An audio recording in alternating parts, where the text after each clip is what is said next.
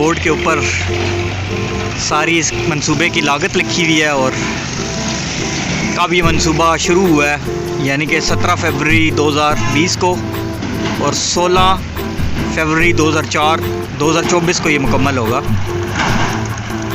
ये सारा इसकी डिटेल लिखी हुई है। वालेकुम, मैं उस सैयद मुज़म्मिल हक और आप मेरा यूट्यूब चैनल देख रहे हैं। मैं इस वक्त दरिया झेलम पे खड़ा हूँ और ये रसूल बेराज है। आज की वीडियो में मैं आपको जलालपुर नहर की ताज़ा तरीन सूरत हाल के बारे में बताऊँ। ये पीछे दरिया झेलम है, सामने नज़र आ रहा है और ये इसका मेन गेट होगा जलालपुर नहर का।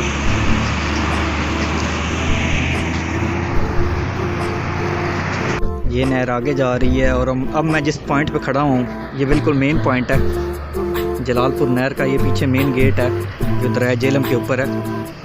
यहाँ से इसको कनेक्ट कर दिया जाएगा और अभी ट्रैफिक इसके ऊपर से गुजर रही है।